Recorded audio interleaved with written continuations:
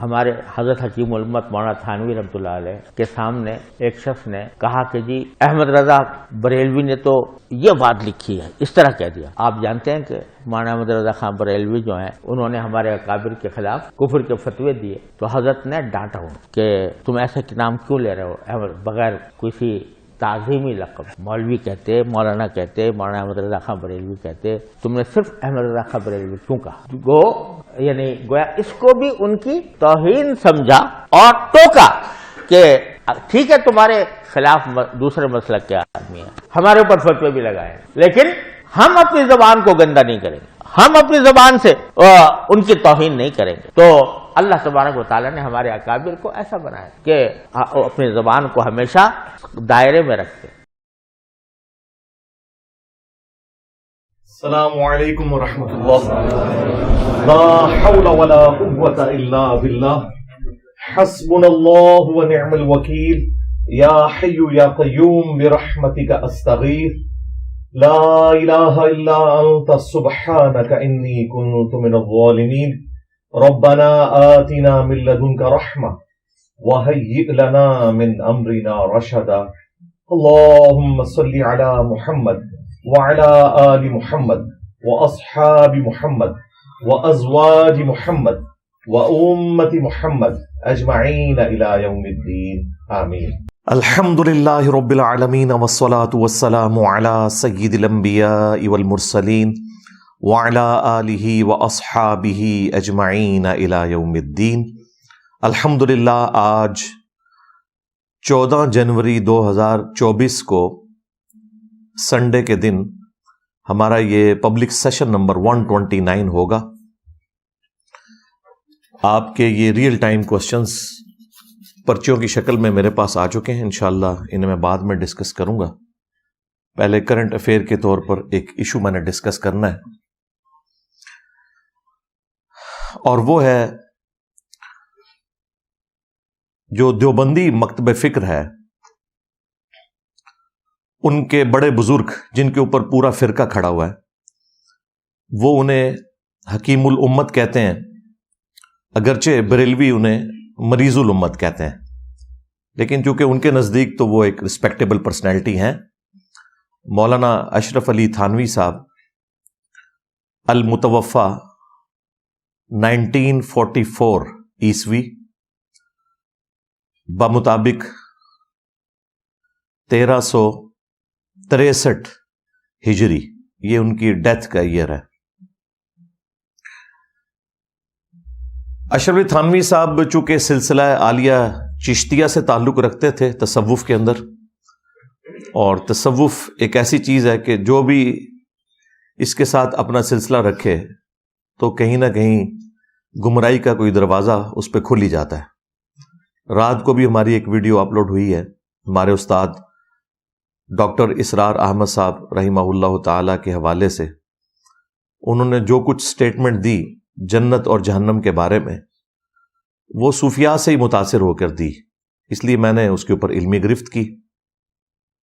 وہ video upload ہو چکی ہے، وہ آپ لوگ ضرور دیکھیں تاکہ آپ کو معلوم چلے کہ تصوف نے کتنے بڑے بڑے لوگوں کو راہ حق سے ہٹنے پر مجبور کیا، صرف ان لوگوں کے بڑے قد کاٹ کی وجہ سے بڑے بڑے لوگ بھی متاثر ہو جایا کرتے تھے ان لوگوں سے۔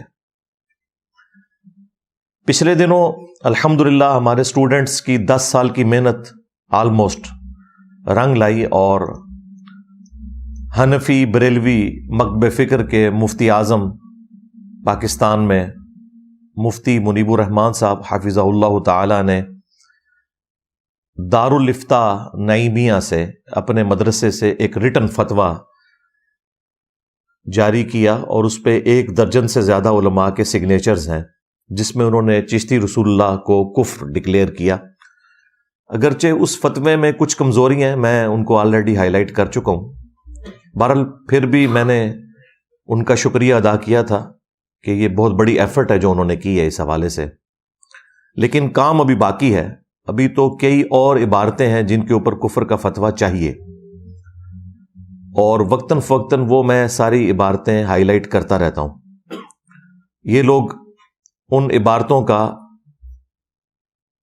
مناظروں کے اندر دفاع کرتے آئے ہیں، ان میں سے ایک عبارت سے ابھی انہوں نے اعلان برات کیا ہے چشتی رسول اللہ سے، لیکن وہ بھی جو پرانے بزرگ ہیں جو انہوں نے کام ڈالا ان کے بارے میں انہوں نے گول مول سی بات کی ہے.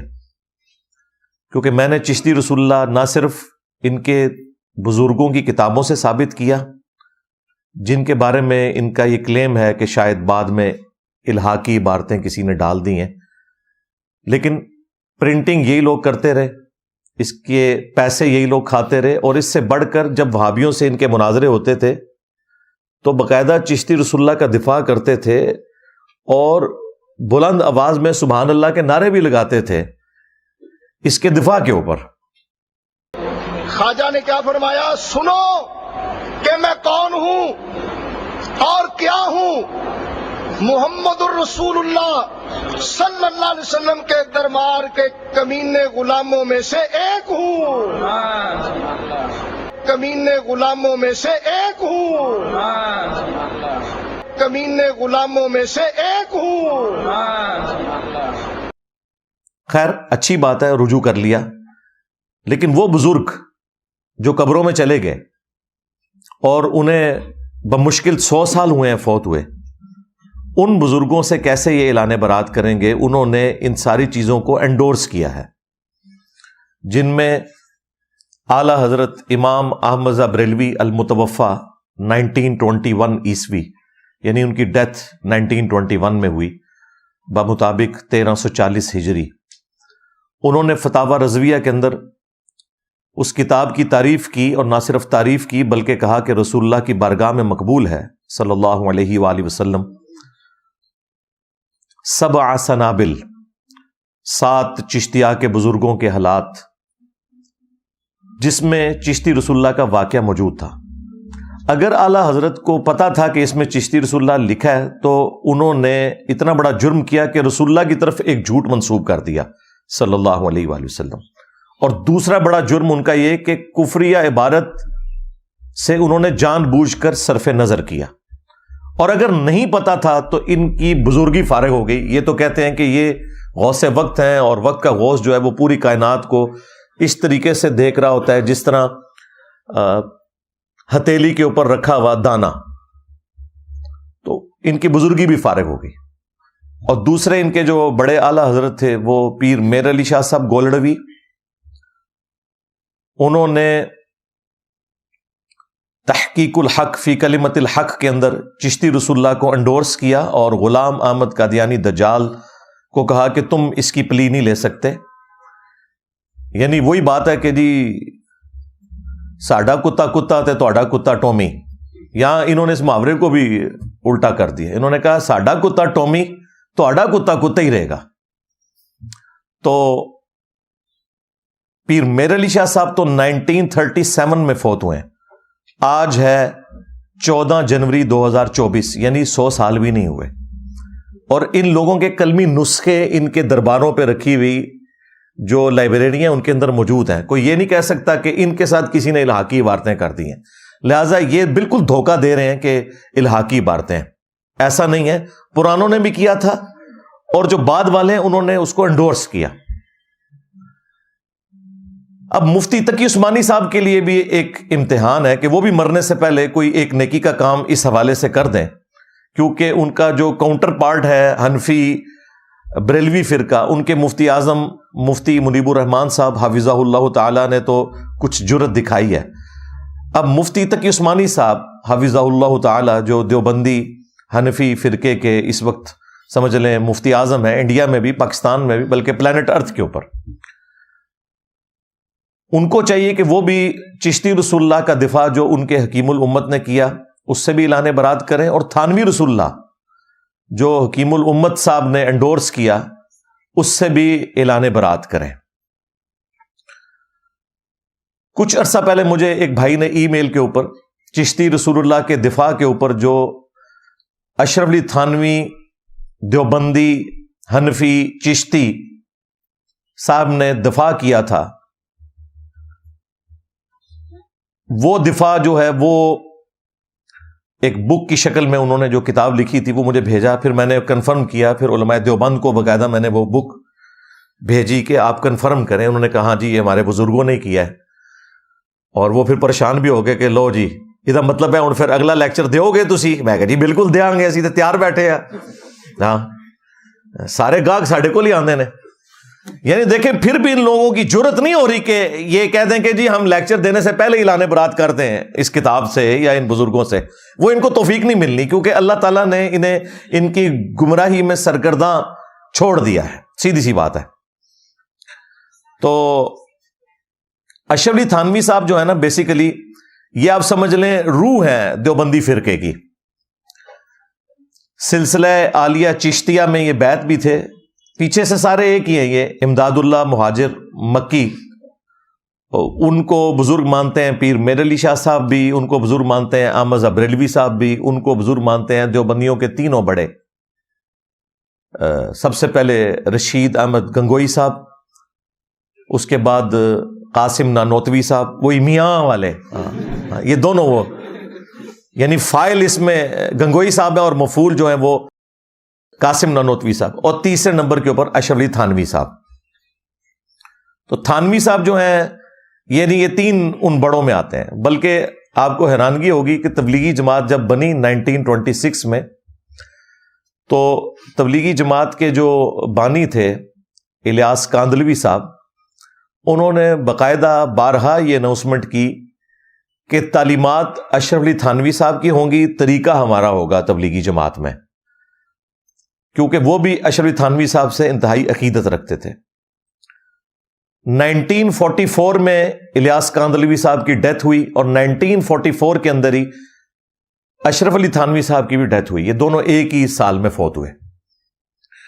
لہذا تبلیغی جماعت والے جو ہمارے بھائی ہیں بڑے مخلص ہیں, ان کے سامنے بھی ہم یہ ہائی لائٹ کر رہے ہیں, کیونکہ فضائل اعمال کے اندر بھی جگہ جگہ شیخ زکریا کاندلوی صاحب نے تھانوی صاحب کے حوالے دیے ہیں, اور باقاعدہ چشتیہ کو ڈسکس کیا ہے, کیونکہ وہ بھی چشتی تھے.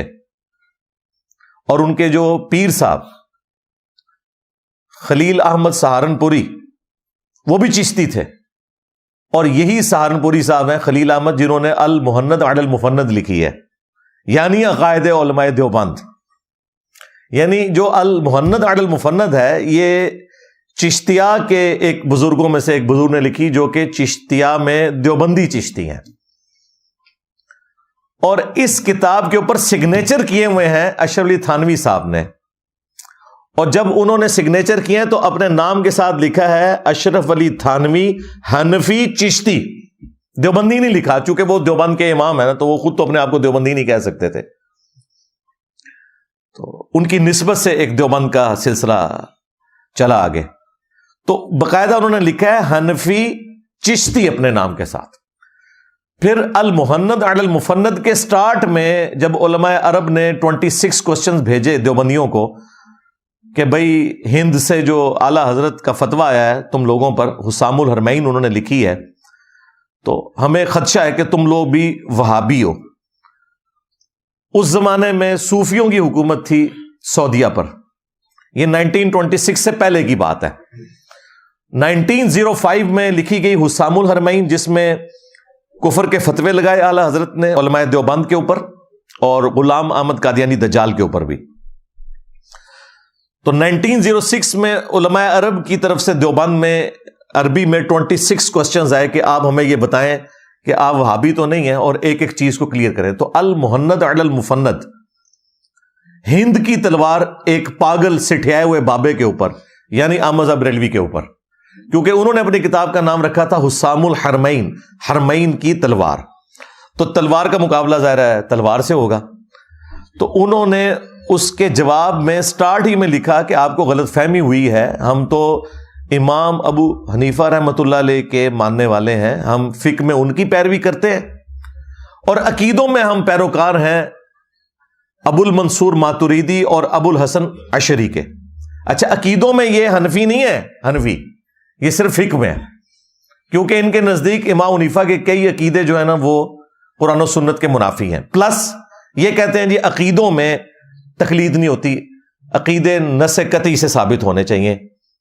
البتہ جو ہمارے بزرگوں نے تفصیلات لکھی ہیں, ابو الحسن اشعری نے اور ابو المنصور ماتوریدی. اب یہ پرانے بزرگ ہیں, یہ بھی 30 صدی ہجری کے اندر جب معتزلہ کا ایک سمجھ لیں ڈنکا بج رہا تھا, اس وقت یہ لوگ اہل سنت کی طرف سے ایک نمائندہ علماء تھے, وہ الگ سے ایک بحث ہے. تو سٹارٹ میں انہوں نے خود مانا ہے کہ ہم عقیدوں میں امام حنیفہ کے فالور نہیں ہیں بلکہ ابو الحسن اشعری کے اور ابو المنصور ماتوریدی کے فالور ہیں. اور پھر انہوں نے ساتھ لکھا کہ ہم تصوف میں سلسلہ عالیہ قادریہ, چشتیہ, نقشبندیہ اور سہروردیہ کے فالور ہیں. یہ کون لکھ رہے ہیں؟ دیوبندی. اور 1995 تک رائے ونڈ کے اجتماع میں بھی باقاعدہ مولانا انعام الحسن صاحب باقاعدہ بیعت لیا کرتے تھے سارے لوگوں کی. اب اتنے لوگوں کی بیعت تو مشکل تھی تو وہ رسیاں پھینکتے تھے, وہ رسی ادھر پکڑی ہوتی تھی, ایک لمبی سی رسی پھینکتے تھے, تو وہ رسی کو جو پکڑتے تھے تو وہ بیعت ہو جاتی تھی. پھر 1995 میں ان کی کمر ٹوٹ گئی, کسی ایک امیر کے اوپر یہ متفق نہیں ہو سکے, پھر شورا بنی, اور شورا بھی آہستہ آہستہ کر کے جب بزرگ فوت ہوئے تو 2015 کے اندر, یعنی آج سے آلموسٹ 9 سال پہلے, جو سعد کاندلوی صاحب تھے انڈیا والے, انہوں نے اپنی جماعت علیحدہ کر لی. انہوں نے کہا کہ چونکہ یہ ہمارے بزرگوں کی لیگیسی ہم لے کے چل رہے ہیں تو اب میں امیر بنوں گا. رائے ونڈ والے علیحدہ ہو گئے, بنگلہ دیش والے جو تھے وہ رائے ونڈ کے ساتھ مل گئے, اور انڈیا کی جو تبلیغی جماعت, جہاں سے تبلیغی جماعت نظام الدین دہلی سے شروع ہوئی, وہ علیحدہ ہو گئی. اور پھر اس کا اینڈ رزلٹ یہ نکلا کہ وہاں پر سعد کاندلوی صاحب نے کچھ ریفارمز کی, فضائل اعمال کے اوپر انہوں نے بندی لگا دی کہ یہ قصے کہانی ہے, اس کو ختم کریں. حالانکہ ان کے بزرگوں کی لکھی ہوئی تھی, لیکن اس سے جان چھڑائی انہوں نے. اس کی وجہ سے پھر دیوبند مدرسے نے فتویٰ دے دیا کہ سعد کاندلوی جو ہے یہ فارغ ہو گیا ہے. اور اسی بنگلہ والی مسجد جہاں سے تبلیغی جماعت شروع ہوئی تھی, اس کو دوسرے دیوبندیوں نے کہا یہ مسجد درار ہے. ہاں جی. اور ان کے مقابلے پر جو رائے ونڈ والی تبلیغی جماعت نے جو مسجد بنائی, انہوں نے کہا یہ آپ کی مسجد مسجد درار ہے, وہ جو منافقین کی مسجد تھی. یہ ایک فرقے کے اندر میں آپ کو بتا رہا ہوں, یعنی حنفی دیوبندی فرقے کے اندر 2 مسجد درار. ابھی تو حنفی بریلوی بھی باقی ہیں. خیر یہ سارے کا سارا سلسلہ ہوا. اور مفتی تقی عثمانی صاحب حفظہ اللہ تعالی سے میں ریکویسٹ کروں گا کہ آپ بھی مرنے سے پہلے یہ ایک کارنامہ کر لیں, اللہ کے حضور کوئی آپ کی بخشش کا سامان بھی بن جائے گا, ورنہ میں نے تو یہ زخم چھیلتے رہنا ہے. ہاں یہ ذہن میں رکھیے گا. چشتی رسول اللہ ہو, تھانوی رسول اللہ ہو, شبلی رسول اللہ ہو, صادق رسول اللہ ہو, معاویہ رسول اللہ ہو, یہ جتنے بھی آپ کے رسول اللہ ابھی تک چلتے آ رہے ہیں نعوذ باللہ, یہ میں نے سارے بار بار ان کو چھیلتے رہنا ہے, کیونکہ میرے پاس اور کوئی چارہ نہیں نا آپ کی پبلک کو جگانے کا.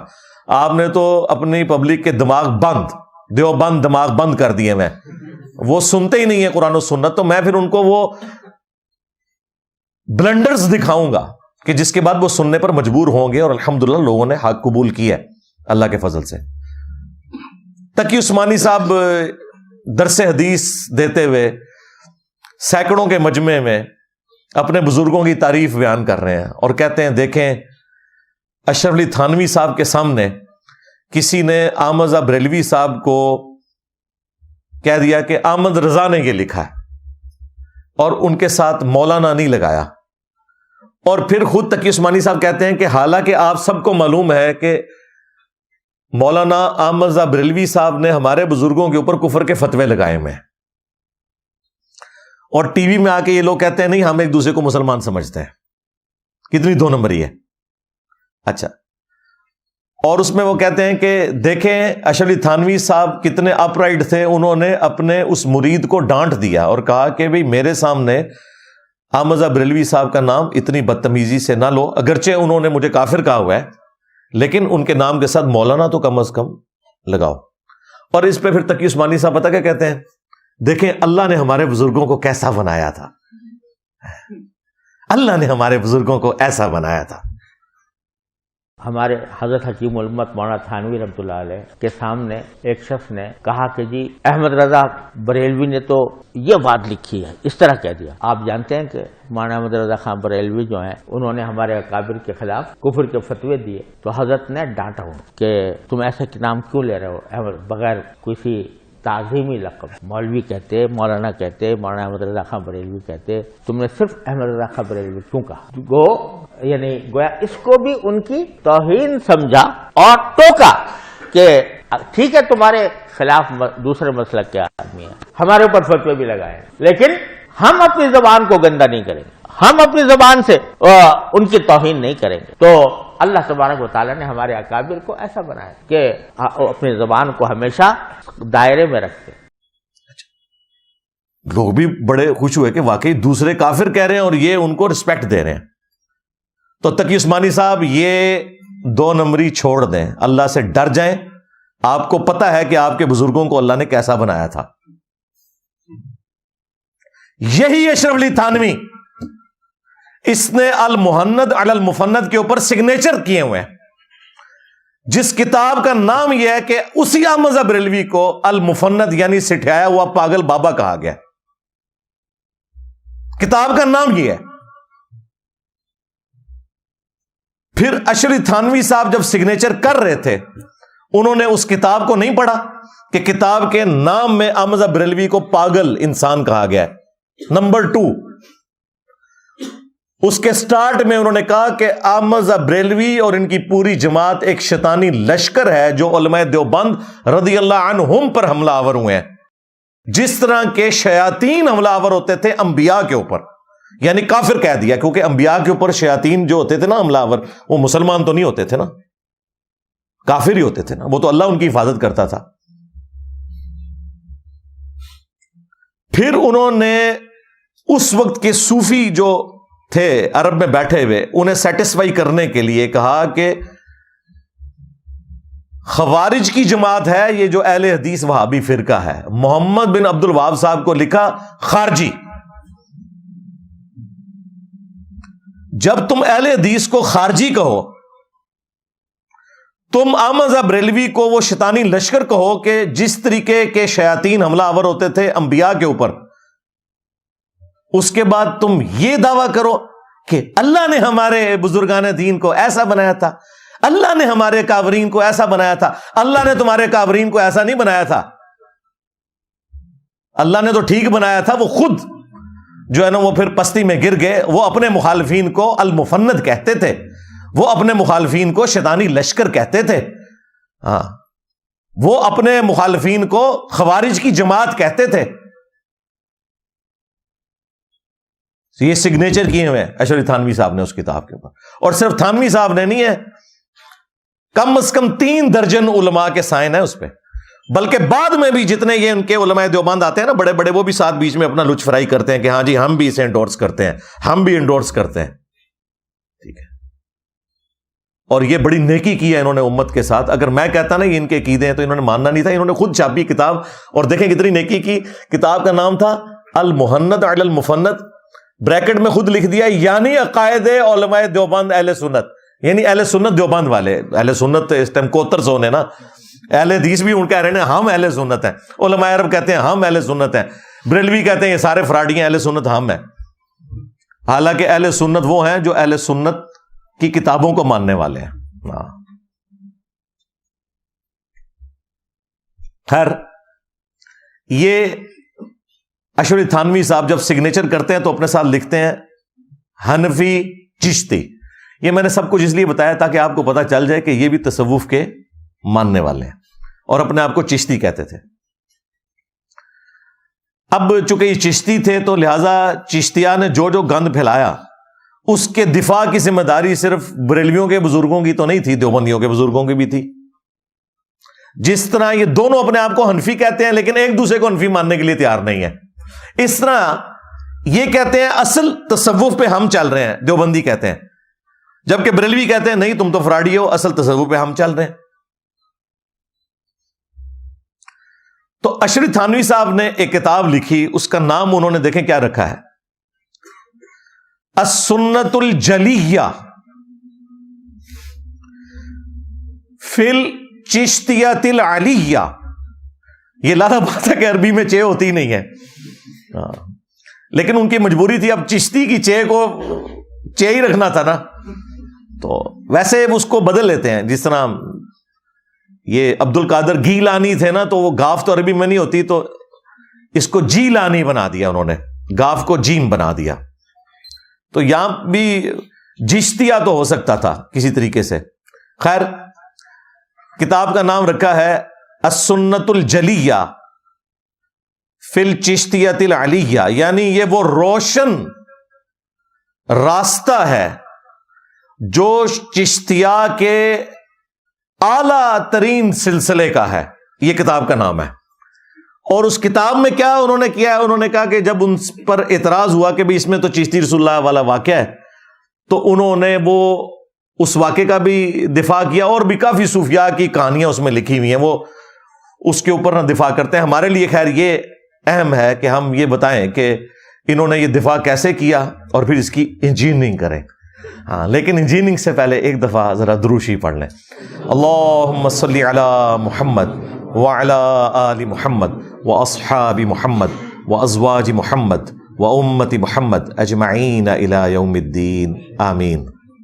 ہاں جی جناب، یہ تھانوی صاحب کی جو کتاب ہے السنت الجلیہ فی الچشتیۃ العلیہ، اس کتاب میں جو باب سوم ہے، یعنی 3rd چیپٹر، پیج نمبر 124، اس کے اوپر وہی واقعہ لکھا ہوا ہے جو ہشت بہشت کے اندر خواجہ قطب الدین بختیار کاکی نے، یہ کاکی جو ہے نا وہ یہ پنجابی والا کاکی نہیں ہے، ذہن میں رکھیے گا. ہاں، اپنے پیر و مرشد معین الدین چشتی اجمیری المتوفا 633 ہجری کے بارے میں لکھا ہے.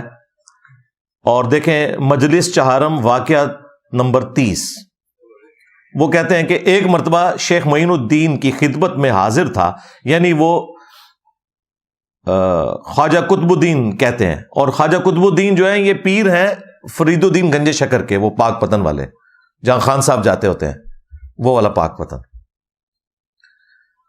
وہ کہتے ہیں کاکی صاحب کہ میں شیخ معین الدین کی خدمت میں حاضر تھا اور اہل صفا موجود تھے. اولیاء اللہ کا ذکر ہو رہا تھا کہ اتنے میں ایک شخص آیا اور بیعت کے لیے پا بوسی کی، یعنی ان کے قدموں کو چوما. آپ نے اس کو بٹھا لیا. اس نے عرض کیا کہ میں مرید ہونے آیا ہوں. فرمایا جو کچھ ہم کہیں گے کرے گا، اگر یہ شرط منظور ہے تو بے شک میں مرید کر لوں گا. اس نے کہا کہ جو کچھ آپ کہیں گے وہی کروں گا. یہ اب میں ہشت بہشت سے نہیں پڑھ رہا، یہ میں اشرف تھانوی صاحب کی کتاب سے پڑھ رہا ہوں، یہ ذہن میں رکھیے گا. پہلے دیوبندی بڑی بغلیں بجاتے تھے جی یہ تے بریلویاں دا نکلا ہے، یہ تہاڈا بھی نکلا ہے جے، ایک کھرا تہاڈے گھر بھی نکلیا جے، یہ تھانوی صاحب لکھ رہے ہیں. ہاں جی، متفقن علیہ ہو گیا نا. جس طرح جو حدیث بخاری اور مسلم میں آئے نا تو وہ کہتے ہیں دونوں شیخین اس کے اوپر متفق ہیں. ٹھیک ہے، اس طرح اب یہ متفقن علیہ ہو گیا. ہشت بہشت ہو، سبا سنابل ہو، یا یہ تھانوی صاحب کی کتاب السنت الجلیہ، جو کچھ ہم کہیں گے کرے گا، اگر یہ شرط منظور ہے تو بے شک میں مرید کر لوں گا. اس نے کہا جو کچھ آپ کہیں گے وہی کروں گا. آپ نے فرمایا کہ تو کلمہ کس طرح پڑھتا ہے؟ لا الہ الا اللہ محمد رسول اللہ. ایک بار ذرا اس طرح پڑھ، لا الہ الا اللہ چشتی رسول اللہ. نعوذ باللہ. چونکہ راسخ العقیدہ تھا اس نے فوراً پڑھ دیا. خواجہ نے اس سے بیعت لے لی اور بہت کچھ خلعت اور نعمت عطا کی، اور فرمایا میں نے فقط تیرا امتحان لیا تھا تاکہ مجھے معلوم چلے کہ تجھ کو مجھ سے کس قدر عقیدت ہے، ورنہ میرا مقصد یہ نہ تھا کہ تجھ سے اس طرح کلمہ پڑھواؤں. اس کا مطلب ہے خواجہ صاحب ہوش میں بھی ہیں جی، اور انہیں یہ بھی پتا ہے کہ انہوں نے کام ڈالا ہے. آپ کو تو یہ بتاتے ہیں کہ یہاں کوئی جھوٹی موٹی بھی لکھ کے قادیانی جرمنی چلا جائے تو وہ کافر ہو جائے گا. یہاں سچی مچی بھی کروائے تو وہ کوئی مسئلہ نہیں ہے. اس واقعے کے اوپر جو اشکالات ہیں اس کے پھر تھانوی صاحب نے جواب دیے، اور جو جواب دیے انہوں نے، آپ کے کانوں سے دھواں نکلے گا کہ یہ اپنے بزرگوں کو بچانے کے لیے کس لیول کے اوپر گر سکتے ہیں. ورنہ میرا مقصود یہ نہ تھا کہ تجھ سے اس طرح کلمہ پڑھواؤں. میں کہ کون اور میں کیا چیز، ایک ادنا بندگانے اور غلامان محمد رسول اللہ ہوں صلی اللہ علیہ وآلہ وسلم. حکم وہی ہے جو اول سے کہتا ہے کہ لا الہ الا اللہ محمد رسول اللہ. اس بات سے تیری صدق عقیدت معلوم ہو گئی کہ تو بڑا پکا مجھ سے عقیدت رکھنے والا ہے، اب تو میرا مرید صادق ہوا۔ مرید کو ایسا ہی چاہیے کہ اپنے پیر کی خدمت میں صادق اور راسخ ہو۔ یہاں پہ جناب واقعہ ختم ہوا۔ اس کے بعد جو اس واقعے کے اوپر اعتراضات ہیں نا، اس کے جوابات دے رہے ہیں تھانوی صاحب۔ اشکال، وہ کہتے ہیں اس کے اوپر کسی کو اشکال ہو سکتا ہے، ایمبیگوٹی انگریزی میں کہہ لیں۔ کیا امتحان کے لیے کلمہ کفر کہلوانا جائز ہے؟ ویسے عام مسلمان سے پوچھیں، جس کو کبھی کوئی بریلوی دیوبندی نے ڈسا نہ ہو، اور اس سے پوچھا جائے کہ کیا کوئی شخص اپنے نام کا کلمہ پڑھوا سکتا ہے، صرف چیک کرنے کے لیے، سارے کانوں کو ہاتھ لگائیں گے کہ نہیں؟ مجھے بتائیں، کوئی دنیا دار بندہ بھی ہو۔ لیکن یہ تصوف کے ماننے والے ایسے بے شرم لوگ ہوتے ہیں کہ یہ اپنے بزرگوں کو بچا لیتے ہیں چاہے ان کو اپنا ایمان دینا پڑ جائے۔ آپ کو انہوں نے یہ کہانی کروائی ہوئی ہے، اور جو بالکل صحیح کہانی ہے کہ اگر کوئی جھوٹی موٹی بھی قادیانی لکھ کے جرمنی چلا گیا تو وہ قادیانی ہو گیا، اگرچہ دل میں ایمان تھا، کیونکہ زندگی موت کی کشمکش نہیں تھی۔ ہاں، زندگی موت کی کشمکش ہو، جان بچانے کے لیے آخری درجے میں اجازت ہے، آپ کلمات کفر بک سکتے ہیں، سورہ النحل کے اندر آیا، لیکن یہ جواز کی حد تک ہے۔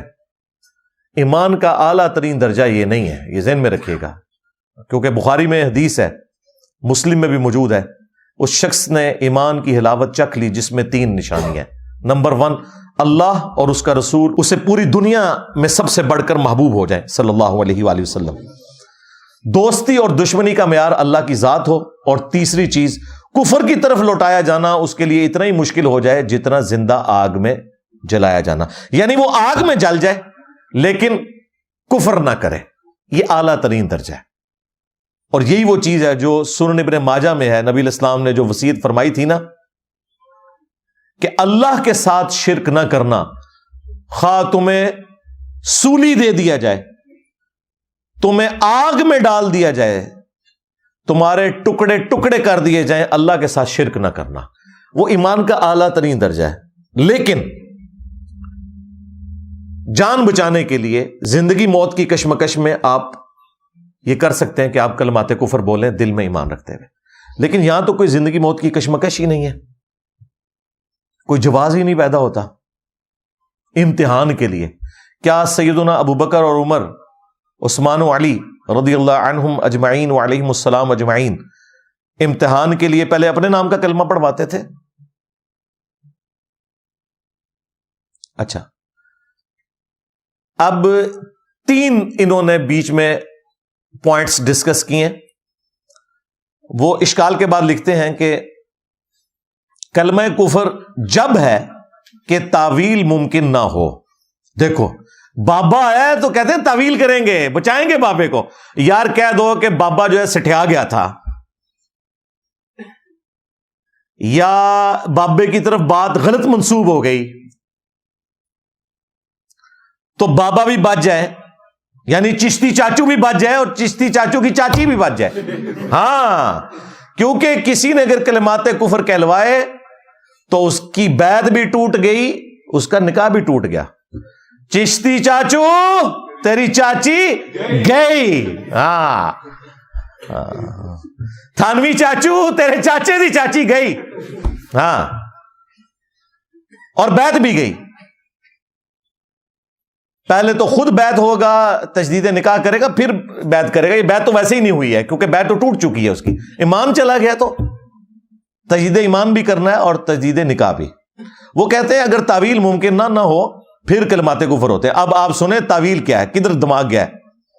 اگر یہ تعویل کی جاوے کہ رسول سے مراد لغوی معنی ہیں، ہاں، پھر تو سارے رسول لیں، ہاں، یعنی آپ لوگ بھی مختلف شہروں سے آئے ہوئے ہیں نا، مختلف ملکوں کے جو سفیر ہیں وہ بھی رسول ہیں۔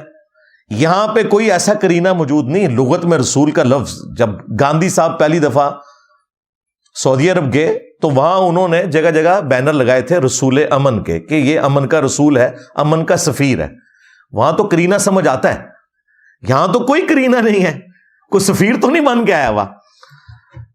تو لغوی ہو اور عام ہو، بواسطہ اور بلا واسطہ اس بنا پر یہ معنی ہوں گے کہ چشتی اللہ کا پیغام رساں اور احکام کی تبلیغ کرنے والا ہے بواسطہ رسول اللہ کے صلی اللہ علیہ وآلہ وسلم.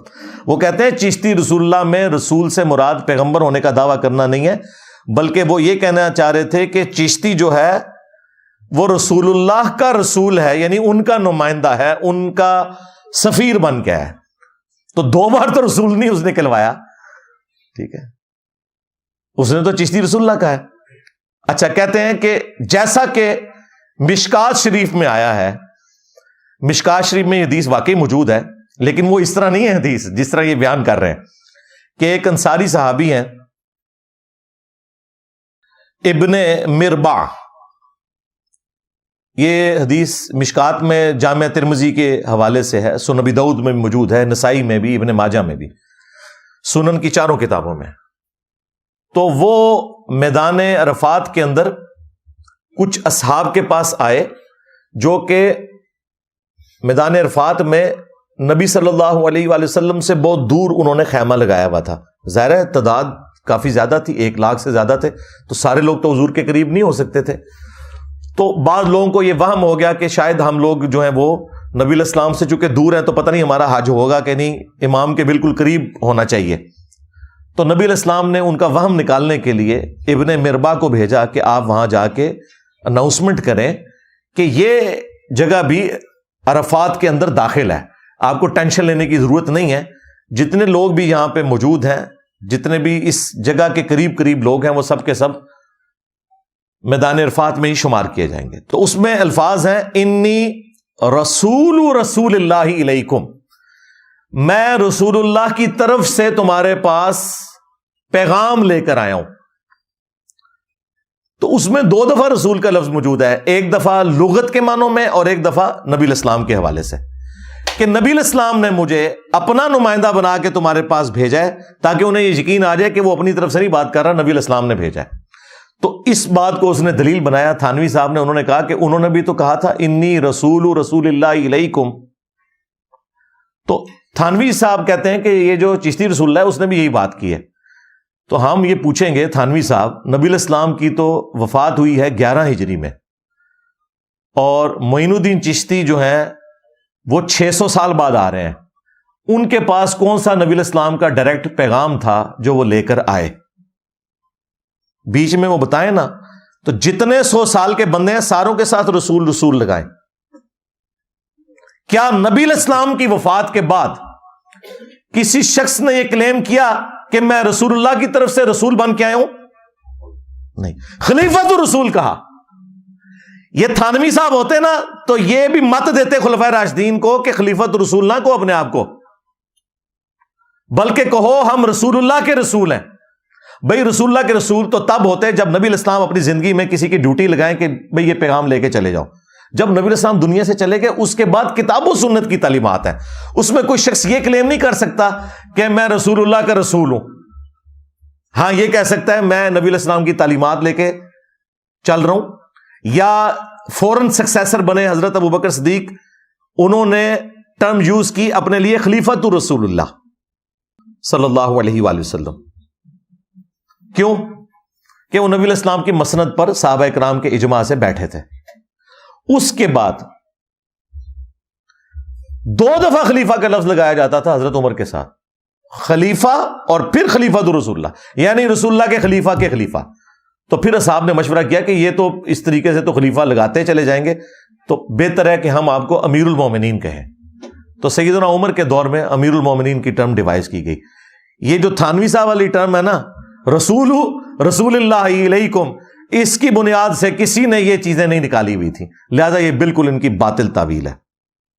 پھر وہ کہتے ہیں کہ اسی طرح کی ایک مثال جو ہے سورہ یاسین میں بھی موجود ہے. حضرت عیسیٰ علیہ السلام نے بھی 2 رسول بھیجے تھے دعوت و تبلیغ کے لیے. یقیناً جب عیسیٰ علیہ السلام دنیا میں موجود تھے انہوں نے بھیجے، بالکل ٹھیک ہے، وہاں لغت کے معنوں میں آپ لیں، ہم کوئی نہیں، لیکن یہ تو بالکل اس کے ساتھ کوئی قرینہ نہیں بنتا. اور پھر انہوں نے کہا کہ امام حنیفہ اور امام ابو یوسف کے نزدیک بھی اس طرح کی چیزوں کی تعویل ممکن ہے کہ جب کوئی شخص اس طرح کی دوہری بات کر رہا ہو. بھئی تعویل کوئی ممکن نہیں ہے، اس طرح کی بات کی نہیں ہے ممکن، یہاں کوئی قرینہ ہی نہیں ہے. پھر وہ دوسرا اشکال جو ہے نا وہ کہتے ہیں کہ البتہ یہ سوال باقی رہا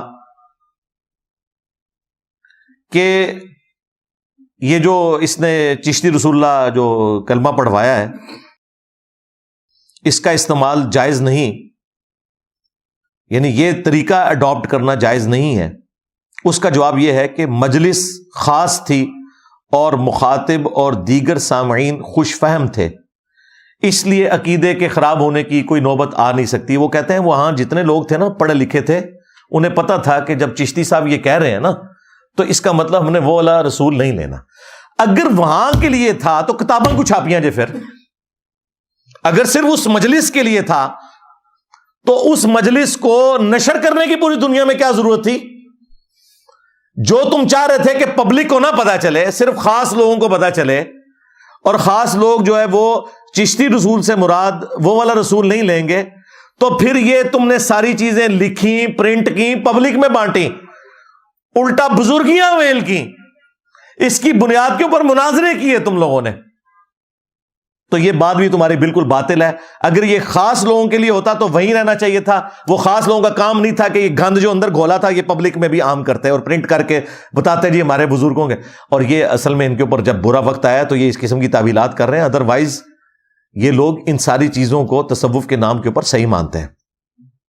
خیر یہ بالکل ان کی یہ بات بالکل غلط ہے. وہ کہتے ہیں عقیدے کا فساد نہیں ہوگا کیونکہ وہاں سارے سمجھدار لوگ بیٹھے ہیں. وہ اللہ دے بندے تو آڈے مفتی نے انہوں دا علمی لیول بھی سانو پتا چل گیا ہے. انہوں کو بیٹھنے والے تو اس تو بڑے بٹ ہون گے. ہاں علمی لیول انہوں دا. تیسری بات وہ کہتے ہیں رہی یہ بات کہ آخر مصلحت ہی کیا تھی. وہ کہتے ہیں کہ کوئی یہ بھی پوچھ سکتا ہے کہ یار کوئی بندے نے پترا والا طریقہ نہیں لبیا، مطلب طریقہ تو کوئی اور بھی ہو سکتا تھا. تو یہ سوال تو واقعی یہ سوال تو ہے. اب آپ سنیں کہ اس کا جواب وہ کیا دے رہے ہیں. وہ کہتے ہیں کہ جواب ظاہر ہے کہ مصلحت امتحان کی تھی، اس طرح کہ اگر یہ راسخ العقیدہ ہے تو مجھ کو مخالف شریعت کا نہ سمجھے گا، کوئی نہ کوئی تعویل کرے گا ورنہ بھاگ جائے گا. وہ کہتے ہیں یہ تو چیک کیا ہے کہ بھی مستقبل میں بھی اگر میں نے کوئی غلط کام کیے تو یہ ان کی تعویل کرے گا، یعنی میری بزرگی مسلمہ مانے گا. یعنی کل کو میں نے کوئی چاچی بھگا لی شاگردنی تو یہ کہے گا نہیں نہیں بھگائی نہیں ہے، نکاح ہی کیا ہے نا جی، نیکی کا کام ہے نا. اور خود تھانوی نے بھی یہ کیا تھا. ہاں اس نے بھی کسی کم سن لڑکی سے شادی کرنی تھی نا تو اس کے مرید سے اس نے ایک خواب گھڑوایا، یا چلے اس کو شیطان نے دکھایا خواب کہ جی حضرت میں دیکھتا ہوں کہ سیدہ عائشہ سلام اللہ علیہ آپ کے گھر تشریف لائی ہیں. تو اشری تھانوی صاحب کہتے ہیں اس خواب کے اندر مجھے لگا ہے کہ اشارہ ہے کہ کوئی کم سن لڑکی میرے ہاتھ لگے گی.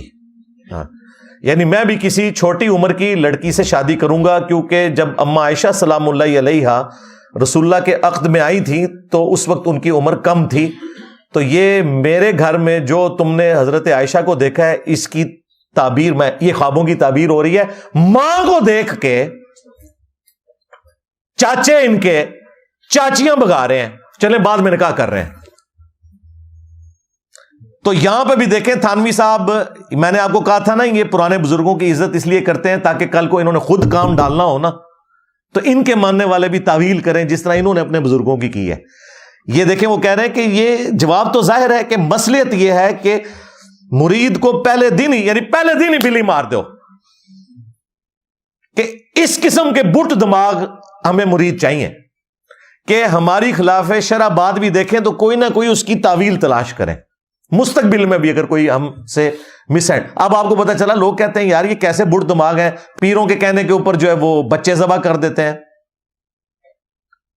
پیر ان کی بچیاں بگا کے لے جاتے ہیں، ان کا مال لوٹ لیتے ہیں، پھر بھی یہ پیروں کے ساتھ اٹیچ رہتے ہیں.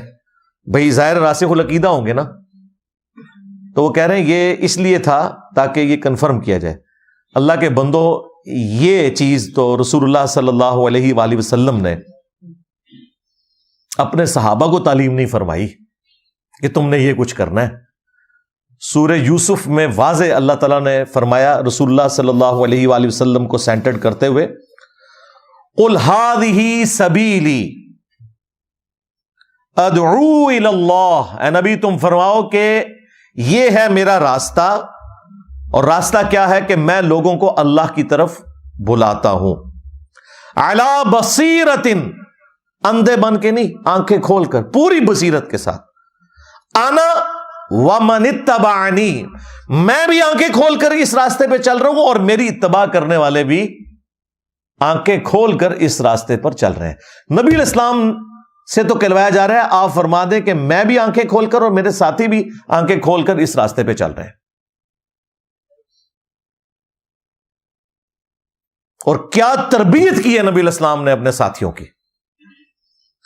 ابو داؤد میں، ابن ماجہ میں حدیث ہے، ایک صحابی نجدیوں کے شہر کوفہ میں ہیرا نامی جگہ پہ گئے، وہاں انہوں نے دیکھا کہ لوگ اپنے سردار کو سجدہ کر رہے ہیں، نبی علیہ السلام کو آ کے سجدہ کیا، آپ نے فرمایا سر اٹھا، یہ کیا کر رہے ہیں؟ ان کا یا رسول اللہ میں ہیرا گیا تھا، وہاں لوگ اپنے سردار کو سجدہ کر رہے تھے، تو آپ تو اللہ کے رسول ہیں، آپ کو کیوں نہ سجدہ کریں؟ یعنی انہوں نے قیاس کیا، یہ کہتے ہیں نا قیاس، اجتہاد بالکل جائز ہے، قرآن و سنت کے خلاف نہ ہو۔ اور صحابی کا قیاس اور اجتہاد نہیں نبی علیہ السلام نے مانا قرآن و سنت کے خلاف۔ آپ نے فرمایا جب میں فوت ہو جاؤں گا اور تم میری قبر سے گزرو گے، کیا میری قبر پہ بھی سجدہ کرو گے؟ ان کا نہیں یا رسول اللہ۔ فرمایا مجھے کیوں سجدہ کرو؟ اگر میں سجدہ جائز سمجھتا تو بیویوں سے کہتا کہ اپنے خامدوں کو سجدہ کریں اس حق کے سبب جو اللہ تعالیٰ نے ان کو دی ہے۔ یہ نبی علیہ السلام کی تربیت تھی کہ اے نبی تم فرماؤ میں پوری بصیرت کے ساتھ، اور میرے ساتھی بھی اس دین کے اوپر چل رہے ہیں۔ اور میں اگلے دن اس حدیث پر غور و تفکر کر رہا تھا جو بخاری مسلم دونوں میں موجود ہے، تو ایک ایسا اس میں علمی نقطہ میرے سامنے آیا جو میں نے آج تک کسی ویڈیو میں بیان نہیں کیا، آج میں بیان کر دیتا ہوں کہ نبی علیہ السلام کی تربیت آپ دیکھیں صحابہ کو کیسے تھی، کہ بخاری مسلم میں حدیث ہے نبی علیہ السلام جب مدینہ شریف آئے تو یہودی 10 محرم کا روزہ رکھا کرتے تھے، تو آپ علیہ السلام نے پوچھا یہ کیوں رکھتے ہیں؟ تو بتایا گیا کہ اس دن موسیٰ علیہ السلام کو نجات ملی اور فرعونی ڈبوئے گئے۔ تو نبی علیہ السلام نے کہا کہ ہم موسیٰ علیہ السلام کے ساتھ یہودیوں سے بڑھ کر نسبت رکھنے والے ہیں، ہم زیادہ حقدار ہیں کہ فرعون سے نجات کی خوشی میں جو 10 محرم کا روزہ رکھا عاشورہ کا، ہم بھی رکھا کریں، تو تم بھی 10 محرم کا روزہ رکھو۔ بات ختم ہو گئی، لیکن نبی علیہ السلام کی تربیت دیکھیں، صحابہ نے کہا یا رسول اللہ یہ تو یہودیوں کی مشابہت ہو جائے گی، یعنی نبی صلی اللہ علیہ وآلہ وسلم سے سیکھ کر صحابہ اکرام حضور کی توجہ دلا رہے ہیں کہ آپ نے تو ہمیں منع کیا ہوا ہے یہود و نصارہ کی مشابہت اختیار کرنے سے، اب جب آپ بھی ہمیں یہ کہہ رہے ہیں نا 10 محرم کا روزہ رکھو، تو یہ تو مشابہت ہو جائے گی۔ گستاخی نہیں تھی کیا؟ یہ تربیت کا اثر ہے۔ یہاں میرا دماغ گیا کہ دیکھو کیا تربیت تھی کہ نبی علیہ السلام بھی کوئی حکم دینا تو اندھے بن کے نہیں تھے صحابہ کرام اس حکم کو سنتے، اس میں اگر کوئی سکم موجود ہوتا تھا تو وہ ہائی لائٹ کرتے تھے، کہا یا رسول اللہ آپ نے تو خود منع کیا ہوا تو یہ تو مشابہت ہو جائے گی، اور آپ نے بھی اس کو ایکسپٹ کر لیا۔ آپ نے فرمایا ٹھیک ہے اگلے سال اگر میں زندہ رہا تو 9 کا روزہ بھی رکھوں گا، یعنی تم 2 روزے رکھو، 9 اور 10۔ یعنی صحابہ کرام نے جو پوائنٹ ہائی لائٹ کیا تھا نبی علیہ السلام نے اسے مان لیا۔ اور یہاں پہ کہہ رہے ہیں جی آپ کا پیر جو مرضی کہ آپ نے آنکھیں بند کر۔ نبی علیہ السلام کے ساتھی تو اس طرح نہیں تھے، خود نبی علیہ السلام کے ساتھ ان کا ایٹیچیوڈ دیکھیں کیسا تھا کہ یا رسول اللہ آپ نے تو منع کیا ہوا تھا، تو پھر آپ صلی اللہ علیہ وآلہ وسلم نے کہا کہ ٹھیک ہے تم 9 کا بھی روزہ رکھو تاکہ یہودیوں کی مشابہت والا معاملہ نہ ہو۔ قل هذه سبیلی ادعو الی اللہ، یہ ہے میرا راستہ ہے محبوب صلی اللہ علیہ وآلہ وسلم، فرما دو یہ ہے میرا راستہ، اللہ کی طرف بلاتا ہوں، یعنی اللہ کی طرف پروفٹ صلی اللہ علیہ وآلہ وسلم گائیڈ کرتے ہیں، علی بصیرۃ، آنکھیں کھول کر، انا ومن اتبعنی، میں بھی اور میرے پیروکار بھی آنکھیں کھول کر اس دین کے اوپر چل رہے ہیں۔ بلکہ سورۃ الفرقان میں تو اللہ تعالیٰ نے اہل ایمان کی نشانی بتائی ہے کہ یہ اندھے اور بہرے ہو کر ہماری آیات پر نہیں گرتے، غور و تفکر کرتے ہیں. اندھے اور بہرے ہو کر قرآن کی آیات کے اوپر گرنا یہ اہل ایمان کی نشانی نہیں ہے، حالانکہ وہ اللہ کی آیات ہیں. یعنی غور و تفکر کر رہا ہے کہ اس میں سے کیا رزلٹ نکل رہا ہے. اور یہ آپ کو یہ کہہ رہے ہیں کہ جی وہ مصلحت یہ تھی کہ تاکہ کنفرم ہو جائے کہ جو پیر ہے نا وہ آندہ بھی کوئی کام ڈالے تو آپ نے اس کی تعویل کرنی ہے. اور یہ دیکھیں پکے ہیں آج تک، آپ ان کو جو مرضی گند دکھائیں کوئی نہ کوئی یہ حل نکالتے ہیں. لیکن اللہ نے انہی لوگوں میں ہزاروں نہیں، اب تو میں کہہ سکتا ہوں لاکھوں لوگوں کو ہدایت دی ہے انہی میں سے ہی. آپ میں سے ریئل ٹائم مجھے بتائیں کتنے لوگ ہیں جو پہلے بریلوی اور دیوبندی تھے؟ ہاتھ کھڑا کریں. ہاں سارے ہی سن جڑے وابی سن وہ بھی کسی زمانے بریلوی دیوبندی رہے ہوئے ہیں. تو سب لوگوں نے ہدایت قبول کی ہے نا، انہی میں سے نکلے ہیں نا. یہ میں نے کوئی امپورٹ تو نہیں کیے باہر سے. تو انہی چیزوں کی وجہ سے ان کے دماغ کھلتے ہیں. اب آ جائیں اس طرف جو تھانوی رسول اللہ والا کلمہ، جو میں نے اکثر کئی ایک ویڈیوز کے اندر اس کو ایڈریس کیا ہے، اور کبھی کوئی جواب دیتے ہیں کبھی کوئی جواب دیتے ہیں، جواب کوئی بن نہیں رہا. سیدھی سی بات ہے. یہ الامداد رسالہ 1336 ہجری صفر، آج 1445 ہجری چل رہا ہے. یہ 1336 ہجری کا ہے. وہ جو ام عائشہ والا جو واقعہ تھا نا وہ 1335 ہجری کا تھا. یہ اس کے ایک سال بعد والا رسالہ ہے الامداد. اور الامداد رسالہ انہوں نے امداد اللہ مہاجر مکی جو ان کے پیر تھے، جو بریلویوں اور دیوبندیوں کے مشترکہ بزرگ ہیں، ان کی نسبت سے اس رسالے کا نام رکھا ہوا ہے الامداد. تو اس میں ان کو ایک مرید خط لکھتا ہے بڑا لمبا کہ جب سے آپ کے ساتھ اٹیچ ہوں حضور، تو دل کی کیفیت بدل گئی ہے. حضور حضور حضور کر رہا ہے وہ. اور حضور جو ہے نا وہ اشرف تھانوی صاحب کو کہہ رہا ہے. وہ ہمارے ایک کراچی کے مفتی صاحب نے نا اس واقعے کا دفاع کرنے کی کوشش کی، تو اس میں ان کا دیکھیں وہ تو حضور کہہ رہا ہے، حضور صلی اللہ علیہ وآلہ وسلم، صلی اللہ علیہ وآلہ وسلم کو نہیں لاتا. وہ پھر میں نے ہائی لائٹ کیا کہ بھائی یہ حضور ان کو نہیں کہہ رہا، وہ سٹارٹ ہی اس سے لے رہا ہے جب سے حضور کا بیعت ہوں، جب سے حضور کے ساتھ اٹیچ ہوں تو یہ میری کیفیات ہیں. تو یہاں اس واقعے میں حضور وہ کہہ رہا ہے اشرف تھانوی صاحب کو. تو کہتا ہے کہ وہ اپنی کیفیت لکھتے ہوئے، کچھ عرصہ کے بعد خواب میں دیکھتا ہوں کہ کلمہ شریف لا الہ الا اللہ محمد رسول اللہ پڑھتا ہوں، لیکن محمد رسول اللہ کی جگہ حضور کا نام لیتا ہوں. یعنی حضور کون؟ اشرف تھانوی صاحب. کون تھانوی صاحب؟ جنہوں نے چشتی رسول اللہ کا دفاع کیا تھا. تو ظاہر ہے پھر تھانوی رسول اللہ بھی آنا چاہیے نا. دیکھو نا ان کی بھی تو بیچ میں کوئی کنٹریبیوشن ہونی چاہیے نا. سلسلہ جنیدیہ تھا. جب عبد القادر جیلانی آئے اس سلسلے میں تو ان کا نام عبد القادر تھا، اس کو سلسلہ قادریہ بنا دیا. اب جنیدیہ کو لوگ بھول ہی گئے. اور جب باپا جانی آیا ہے انہوں نے قادری بھی ہٹا کے اتاری لگا دیا. ان کا بھی حق ہے. اگر عبد القادر جیلانی کا یہ حق ہے کہ قادری لگا دے جنیدی کو ہٹا کے، تو اتار الیاس قادری صاحب کا حق نہیں ہے کہ وہ قادری کو ہٹا کے اتاری لگا دے. اپنے ساتھ وہ لکھ رہے ہیں قادری، رضوی، ضیائی، وہ اپنے تینوں پیروں کی نسبت، لیکن مرید اتاری لکھ رہے ہیں.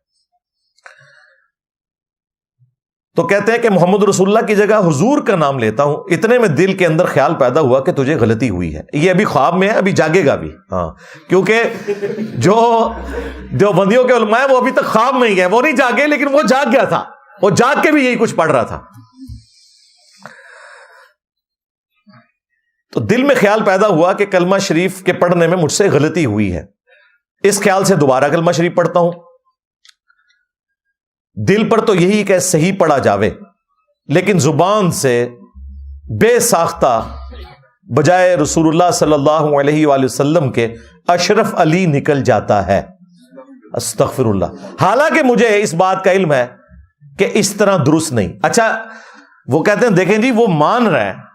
اللہ کے بندو، ہم بابی کو نہیں کہہ رہے، بابے کو کہہ رہے ہیں جس کو یہ خط لکھ رہا ہے. وہ نہیں مانا، یہ تو مان رہا ہے، واقعی غلطی مان رہا ہے.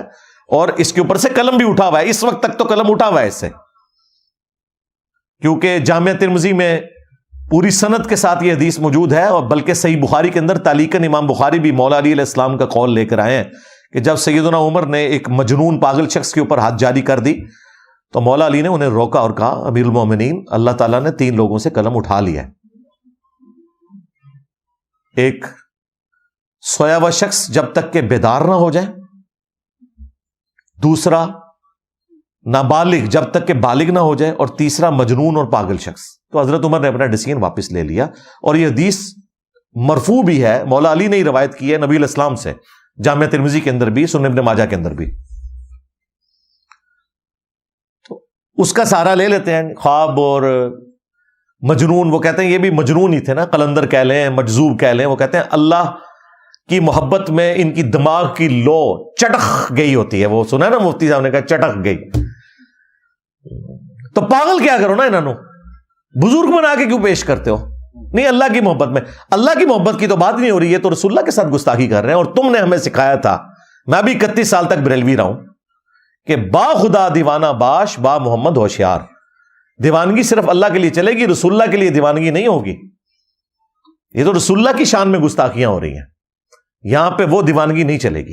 تو ان کے پاس یہی ایک سہارا تھا، ایک بخاری کی حدیث یہ اٹھا کے تعلیقاً کے جی وہ 3 لوگوں سے قلم اٹھا ہوا ہے، قلم اٹھا ہوا ہے، چھوڑ دو۔ اور بھائی اس سے تو قلم اٹھ گیا، اس کے پیر کو تو حیا ہونی چاہیے تھی، جب اسے لکھا گیا تو وہ اسے توبہ کرواتا کہ تو خواب میں بھی پڑھ رہا ہے اور بیداری میں، اس سے نہیں اس نے پڑھا ہے۔ یہ ایک ان کے پاس لیم ایکسکیوز ہے، 3 لوگوں سے قلم اٹھا ہوا۔ دوسرا ان کے پاس مسلم شریف کی وہ حدیث ہے، تو میرا بندہ میں تیرا رب، وہ جو ایک بندے کی زبان لڑکھڑا گئی، وہ بھی مثال کے طور پہ نبی علیہ السلام نے بیان کیا ایک توبہ قبول کرنے والے کی، اور اس میں الفاظ ہیں من شدت الفرح، خوشی کی شدت کی وجہ سے اس شخص کی زبان لڑکھڑا گئی۔ یہ نہیں کہ اس نے پڑھوایا خود تھانوی رسول اللہ یا چشتی رسول اللہ یا صادق رسول اللہ یا کوئی اور رسول اللہ، نعوذ باللہ من ذالک۔ اور وہ ایک واقعہ تھا اور اس میں موجود تھا کہ خوشی کی شدت کی وجہ سے کہنا وہ چاہ رہا تھا یہ نکل گیا۔ یہ نہیں ہے کہ اس کا دفاع ہوتا رہا اور یہ ہوتا رہا، کوئی لینا دینا نہیں، میں کافی دفعہ اس کو بریف کر چکا ہوں۔ اور تیسرا ان کے پاس دفاع ساری کتابیں تبدیل ہو گئی ہیں، وہ تو میں نے ختم کر دیا، کتابیں کوئی نہیں بدلیاں۔ احمد بریلوی سے بھی ثابت ہو گیا، پیر میر علی شاہ صاحب سے بھی ثابت ہو گیا، اشرف تھانوی صاحب سے بھی ثابت ہو گیا۔ ان لوگوں کے قلم کی سیاہی تو ابھی خشک بھی نہیں ہوئی ہے، اب کہاں بھاگو گے؟ پرانوں کو تو کہہ لو گے کتابیں بدل گئیں، اس کا مطلب ہے ان کے زمانے تک بھی کتابیں نہیں بدلی ہوئی تھیں۔ ان بزرگوں نے اگر اپنے زمانے میں 8 سے 100 سال پہلے دفاع کیا ہے تو ان کے زمانے کی کتابوں میں موجود تھا، ان کے دماغ میں کیوں نہیں آیا کتابیں بدل گئی ہیں؟ دیکھو کتنے گیا میرا دماغ۔ بھائی جب تھانوی صاحب دفاع کر رہے تھے 1944 میں فوت ہوئے ہیں، 100 سال پہلے وہ بندہ دفاع کر رہا تھا، اس وقت تک اس کے دماغ میں تو نہیں آیا کہ کتابیں بدل گئی ہیں۔ جب پیر میر علی شاہ صاحب تحقیق الحق فی کلمت الحق میں دفاع کر رہے تھے 1937 میں وہ فوت ہوئے ہیں، 100 سال پہلے ان کے دماغ میں تو نہیں آیا کہ یہ بدل چکی ہیں۔ جب 1921 میں فوت ہونے والے احمد بریلوی صاحب فتاوی رضویہ کے اندر سبع سنابل کی تعریف کر رہے تھے، جس میں چشتی رسول اللہ لکھا ہے، اور نہ صرف تعریف کہہ رہے ہیں رسول اللہ کی بارگاہ میں مقبول ہے، اس وقت ان کے دماغ میں تو نہیں آیا تھا۔ نہیں، وہ اعلیٰ حضرت نے لکھا ہے چشتی آگے کتابیں بدل گئی ہیں، سرکار انہوں نے باقی کتابوں کا ذکر کیا ہے، سبع سنابل کا ذکر نہیں کیا۔ ہاں، چشتی رسول اللہ تو اس میں لکھا ہوا ہے۔ بند گلی میں تم چلے جاؤ گے،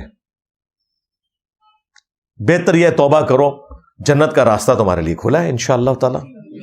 ہم آپ کو یہ نہیں کہیں گے کہ آپ جو ہیں وہ جونیئر مسلمان ہیں اور ہم سینئر مسلمان ہیں، ہم رسپیکٹ کریں گے، بلکہ آپ کے لیے ڈبل اجر ہوگا اگر آپ حق کو قبول کریں۔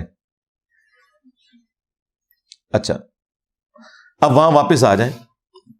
وہ کہتے ہیں کہ جی بے ساختہ جو ہے وہ اشرف علی نکل رہا ہے،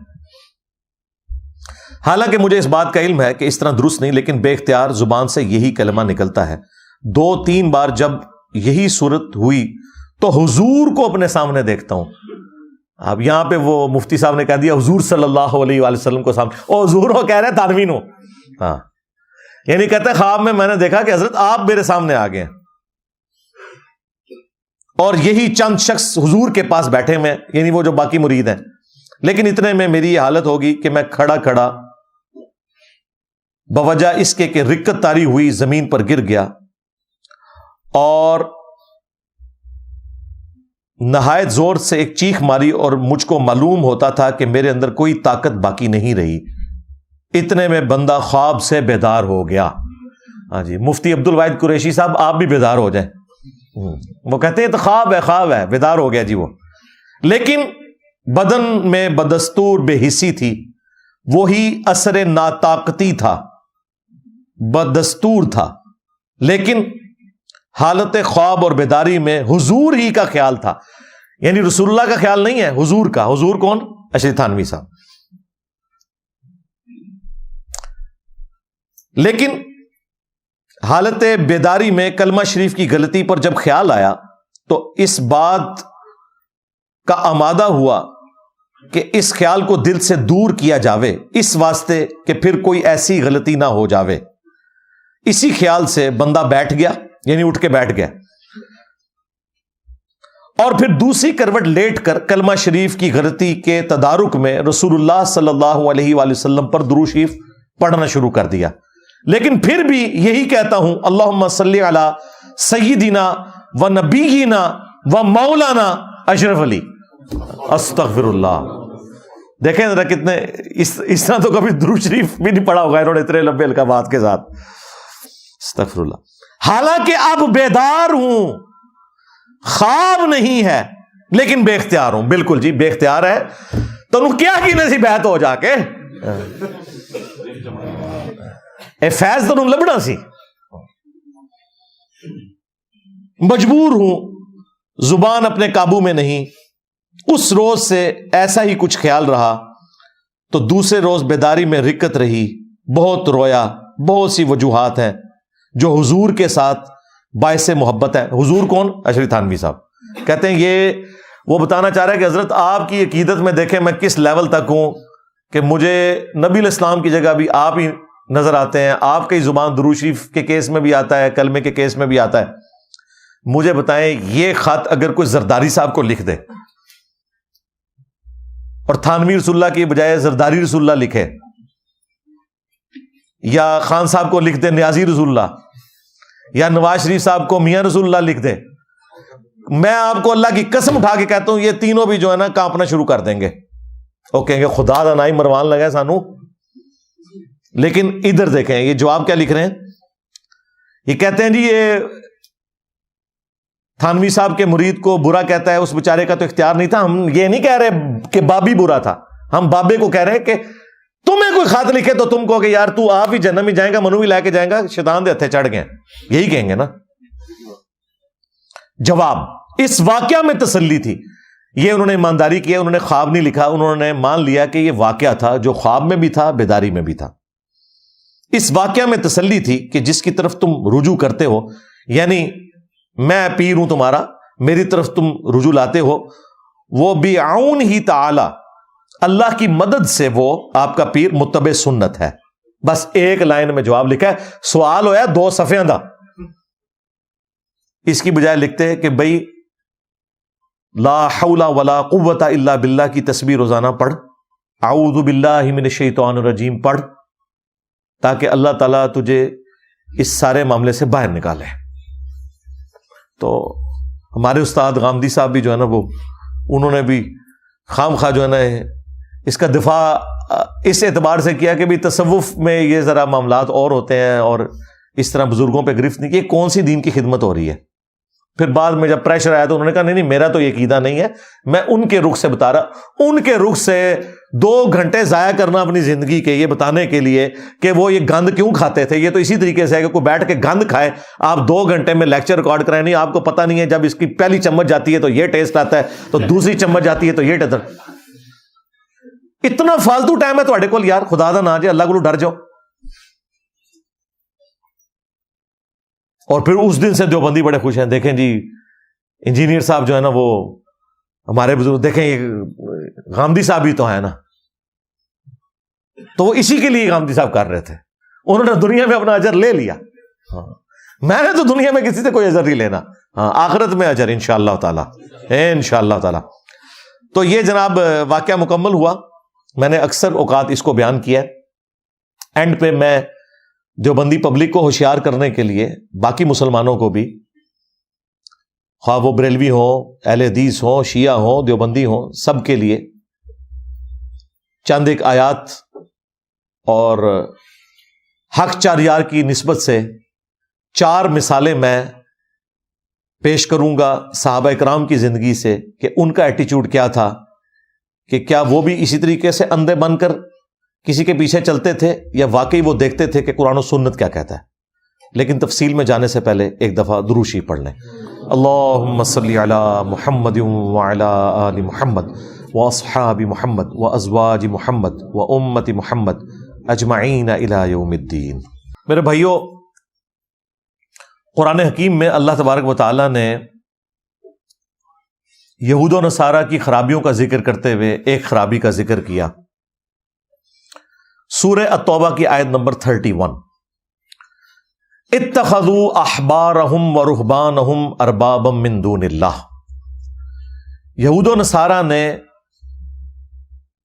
اپنے احبار کو یعنی علماء کو اور رہبان یعنی صوفیاء کو، جوگیوں کو رب مان لیا ہوا تھا اللہ کے مقابلے پر۔ اب یہ جو ایٹیچیوڈ ہے اس کی ایکسپلینیشن خود نبی صلی اللہ علیہ وآلہ وسلم نے کی۔ عدی ابن حاتم جو مشہور فیاض عرب کے تھے، حاتم تائی، وہ کرسچن تھے اور ظاہر اہل فطرت میں وہ، ان کا بیٹا جو ہے وہ مسلمان ہوا، صحابی عدی ابن حاتم۔ وہ کہتے ہیں کہ میرے گلے میں سلیب لٹکی ہوئی تھی، اسی حالت میں میں نے اسلام قبول کیا اور میں نے رسول اللہ صلی اللہ علیہ وآلہ وسلم سے عرض کی کہ اے اللہ کے رسول صلی اللہ علیہ وآلہ وسلم، قرآن میں ایک آیت ایسی ہے جو مجھے کھٹکتی ہے، اور وہ آیت یہ ہے کہ یہود و نصارہ نے اپنے علماء کو اور اپنے صوفیوں بزرگوں کو رب مان لیا تھا اللہ کے مقابلے پر، تو یا رسول اللہ ہم تو اپنے علماء اور بزرگوں کی پرستش تو نہیں کرتے تھے، تو قرآن میں ہمیں اس اعتبار سے کیوں کہا گیا؟ تو جواب ذرا سنیں۔ نبی صلی اللہ علیہ وآلہ وسلم نے فرمایا، یہ حدیث جامعہ ترمذی کے اندر موجود ہے اور سلسلہ احادیث صحیحہ میں شیخ البانی لے کر آئے اس حدیث کو۔ آپ صلی اللہ علیہ وآلہ وسلم نے فرمایا کہ اے عدی ابن حاتم، کیا جب تمہارے علماء اور یہ رہبان تمہیں کوئی بات بتاتے تھے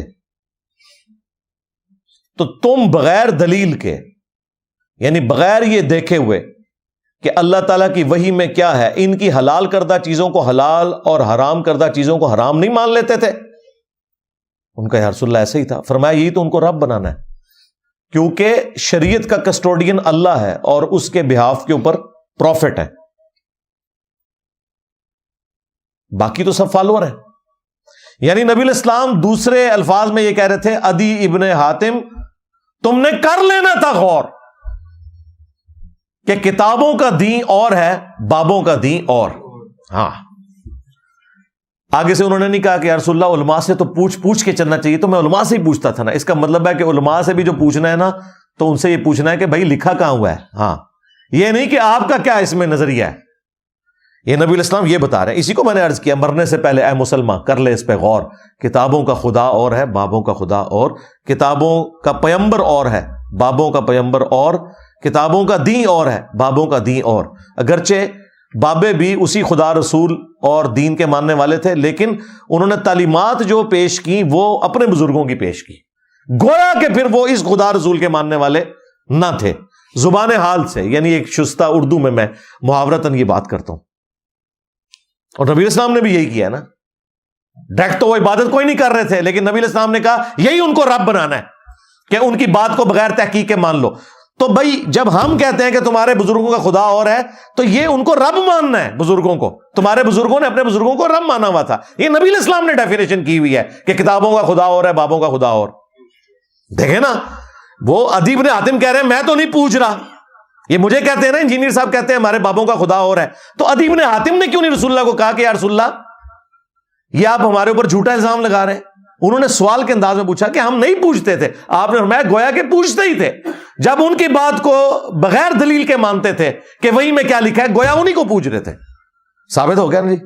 ہاں، اور نبی الاسلام کی یہ تربیت اللہ نے کی ہے قرآن میں، ایتونی بکتاب من قبل ھذا او اثارۃ من علم ان کنتم صادقین۔ اے نبی، ان سے فرماؤ کہ اگر تم نے کوئی دلیل پہ مجھ سے بات کرنی ہے، قرآن کو نہیں مانتے، تو ایتونی بکتاب من قبل ھذا، اس کتاب سے پہلے کوئی اور کتابیں ہیں نا وہ لے آؤ میرے پاس، او اثارۃ من علم، یا علم کے آثار، کوئی انبیاء کی وحی، کوئی انبیاء کی سنت، احادیث چلتی آ رہی ہوں وہ لے آؤ۔ جو لوگ کہتے ہیں نا سنت کا ذکر قرآن میں کہا ہے، اس میں موجود ہے، یا کتاب لے آؤ یا انبیاء کے آثار لے آؤ اگر تم سچے ہو۔ تو نبی الاسلام کی اللہ نے خود تربیت کی ہے کہ کتابوں سے بات کرنی ہے، یہ نہیں کہ بزرگ فرماتے ہیں اور بابے فرماتے ہیں۔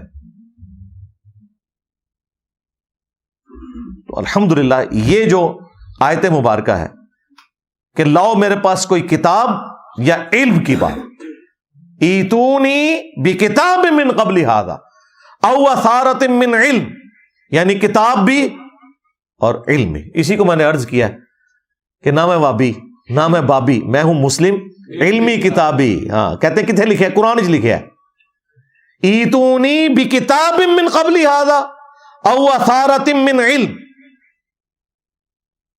ہم مسلم ہیں، کتاب اور علم کے مطابق چلنے والے ہیں، نہ کہ بزرگوں کی گستاخانہ تعلیمات، ان کی ذاتی خرافات پہ چلنے والے ہیں۔ اور پھر اللہ کے محبوب صلی اللہ علیہ وآلہ وسلم نے اپنی امت کو یہی چیز ٹرانسفر کی ہے۔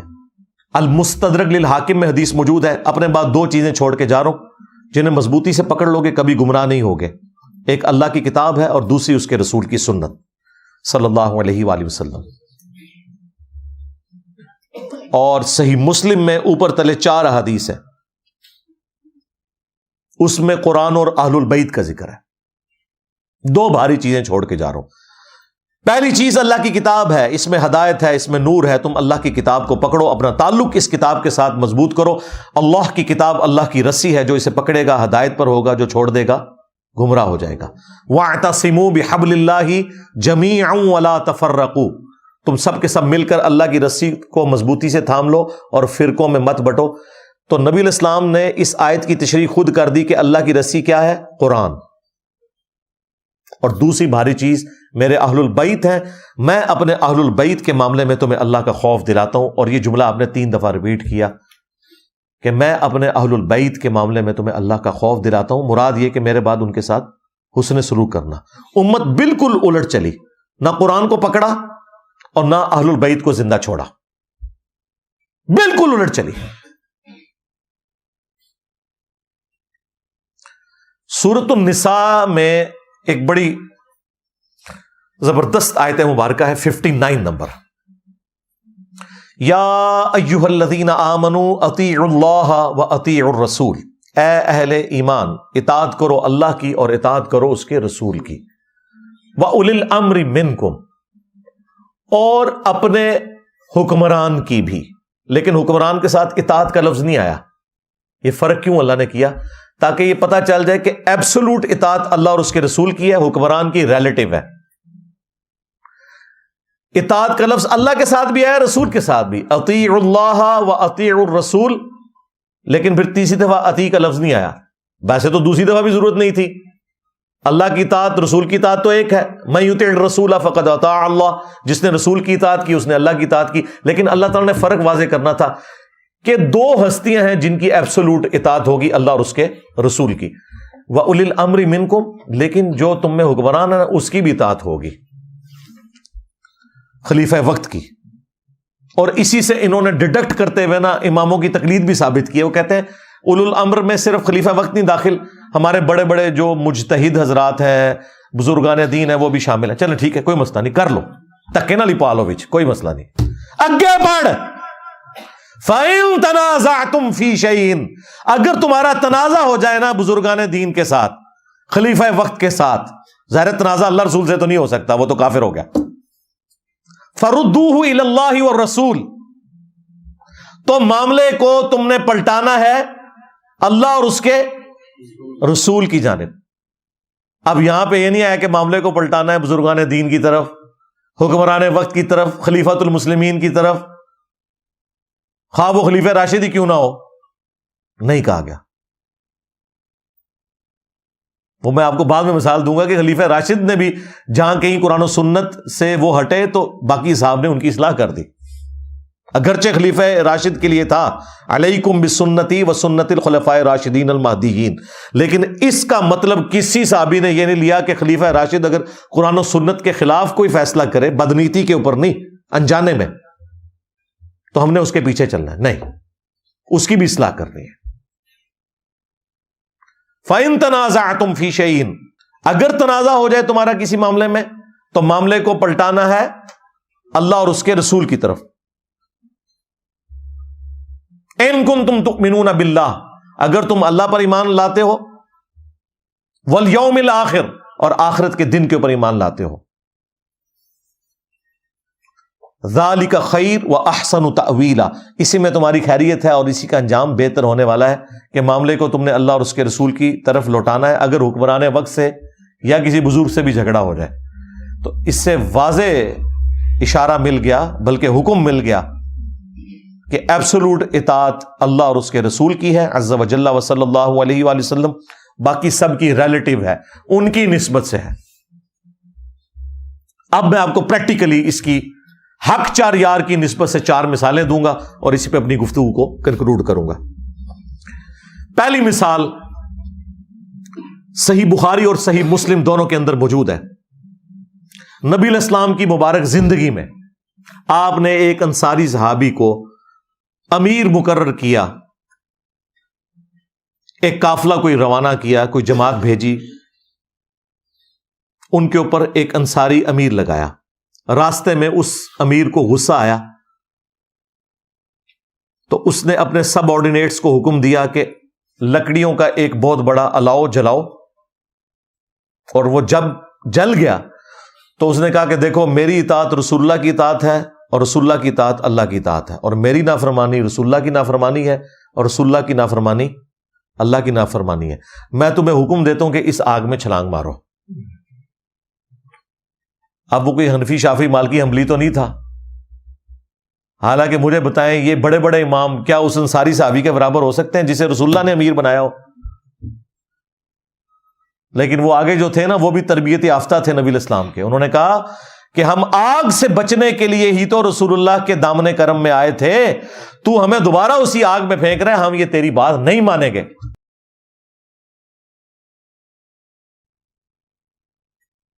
واپسی پہ یہ جھگڑا رسول اللہ کی خدمت میں جب پیش کیا گیا تو آپ صلی اللہ علیہ وآلہ وسلم نے فرمایا اگر تم اس کی بات مان لیتے میرے امیر کی بھی، حالانکہ انہوں نے جو امام کھڑے کیے نا وہ رسول اللہ کے کھڑے کردہ امام نہیں ہیں، ہم ان کے احترام کرتے ہیں، لیکن ان کی طرف جو چیزیں غلط منسوب ہیں انہیں ہم غلط کہیں گے. جس طرح ہم حضرت عیسیٰ ابن مریم کا تو احترام کرتے ہیں، لیکن عیسیٰ ابن مریم کی طرف جو غلط عقیدے منسوب کر دیے کرسچنز نے وہ ہم ماننے کے لیے تیار نہیں ہیں. آپ نے فرمایا اگر تم اس کی اطاعت کرتے اور اس آگ میں چھلانگ لگاتے تو جہنم کی آگ میں جا کے نکلتے سیدھے. پھر نبی علیہ السلام نے فرمایا اللہ کی نافرمانی میں مخلوق کی اطاعت نہیں ہے، مخلوق کی اطاعت صرف معروف میں ہے، منکر میں نہیں ہے. بالکل کلیئر کٹ عقیدہ. مجھے بتائیں اگر نبی علیہ السلام کا مقرر کردہ امیر اس کی تقلید نہیں ہو سکتی، اس کے پیچھے آپ اندھے بن کر نہیں چل سکتے، تو باقی تے کوئی وڈے تو وڈا امیر، کوئی بزرگ امام تے شاہی کوئی نہیں اس صحابی کے مقابلے پہ جس کے پیچھے نبی علیہ السلام کھڑے ہوئے. دوسری مثال بھی بخاری اور مسلم دونوں کے اندر موجود ہے. حضرت عمر فاروق رضی اللہ تعالیٰ عنہ کے دور میں خلیفہ راشد ہیں، پیروی کا حکم ہے، لیکن کہاں تک پیروی کا حکم ہے؟ جہاں تک قرآن و سنت سے وہ مطابقت رکھ کے چلیں. جہاں کہیں ان سے مس ہینڈلنگ ہو، ظاہر انسان ہے، پھر ان کی پیروی نہیں ہے اس معاملے میں، بلکہ ان کی اصلاح کی جائے گی. وہ حدیث بخاری مسلم دونوں میں ہے. حسان ابن ثابت مسجد نبوی میں بیٹھ کے نعتیہ اشعار پڑھ رہے تھے. حضرت عمر اپنے دور خلافت میں وہاں سے گزرے، انہیں صرف تیکھی نظروں سے دیکھا، زبان سے کچھ نہیں بولا. لیکن وہ صحابی اگرچہ شاعر تھے، شاعر بڑے کمزور دل لوگ ہوتے ہیں، ان میں بہادری والا کوئی ایلیمنٹ ہی نہیں ہوتا اس طرح کا. اور پھر حضرت عمر سامنے کھڑے ہوں، ان کا عمر اس طرح مت دیکھ میری طرف، تجھ سے بہتر شخص مسجد میں ہوتے تھے، میں انہیں بھی نعت سناتا تھا. حضرت عمر نے بھی کوئی اپنی وہ نہیں کیا کہ شرمندگی بچانے کے لیے میں تکڑا ایسا کتنے بندے بیٹھے ہوئے اس ٹائم مسجد، نہیں، ان کا جو تو نے سمجھا میں نے واقعی اسی نظر سے تجھے دیکھا ہے، مان لیا، کہا کہ اپنی اس بات کے اوپر گواہ لے کر آؤ۔ حضرت ابو ہریرہ پاس بیٹھے تھے، حضرت حسان نے ان کی طرف اشارہ کیا تو انہوں نے پھر گواہی دی، اے امیر المومنین میں گواہی دیتا ہوں کہ نہ صرف نبی علیہ السلام نے نعتیہ اشعار سنے ان سے، بلکہ ان کے لیے دعا کی کہ اے اللہ روح قدس کے ذریعے حسان کی مدد فرما جس طرح تو نے عیسیٰ ابن مریم کی مدد کی تھی، وَأَيَّدْنَاهُ بِرُوحِ الْقُدُسِ۔ بلکہ مسلم میں تو الفاظ ہیں حسان ہمارے تیر اور تلواریں اتنا زخم نہیں دیتے ان کافروں کو جو تیرے اشعار دیتے ہیں، کیونکہ عرب کے لوگ اپنی زبان کے اوپر بڑا ناز کرتے تھے نا، تو وہ پھر اشعار وہ کام کرتے تھے۔ دیکھیں نا ہمارا ایک شعر سب کو لے ڈوبا نہیں ہے، میرے نبی سا ہے ہی کوئی نہیں، تیرے بابے تھے شاہ ہی کوئی نہیں۔ آپ دیکھیں نا اس کے اندر کتنی جان ہے۔ ہاں، انا النبی لا کذب انا ابن عبد المطلب، میں نبی ہوں اس میں کوئی شک نہیں، میں عبد المطلب کا بیٹا ہوں اس میں کوئی شک نہیں۔ یہ رجز پڑا تھا نبی علیہ السلام نے غزوہ حنین میں، تو اس میں جو جان ہے تو یہ اشعار کے اندر جان ہے۔ تو حضرت عمر فاروق رضی اللہ تعالیٰ عنہ نے جب یہ بات سنی وہاں سے چلے گئے۔ اس واقعے سے کتنے مدنی پھول نکلے۔ نمبر 1، کوئی بڑے سے بڑا انسان ہو، امام ہو، بزرگ ہو، صحابی ہو، خلیفہ راشد ہی کیوں نہ ہو، سیدنا عمر، ان کے ساتھ بھی ایسا ہو سکتا ہے کہ ان سے کوئی بات چھپی رہ جائے، کوئی حدیث ان تک نہ پہنچی ہو۔ تو تواڈے امام تے شاہی کوئی نہیں، کہتے نہیں اماموں کو نہیں تھا پتا، بزرگوں کو نہیں پتا، اور حضرت عمر کو حدیث کا نہیں پتا تھا، تو کیا حضرت عمر کا مرتبہ گر گیا؟ نہیں، یہ ہو سکتا ہے۔ نمبر 2، حضرت عمر نے یہ درس دیا کہ قرآن و سنت سے جو بھی دلیل پیش کرے پھر تم نے اپنی بزرگی کو نہیں دیکھنا، اگرچہ وہ خلیفہ راشد تھے، ان کی پیروی کا حکم تھا، لیکن اس وقت تک حکم تھا جب تک قرآن و سنت کے خلاف کوئی بات نہ ہو۔ حضرت عمر بیک فٹ پہ چلے گئے۔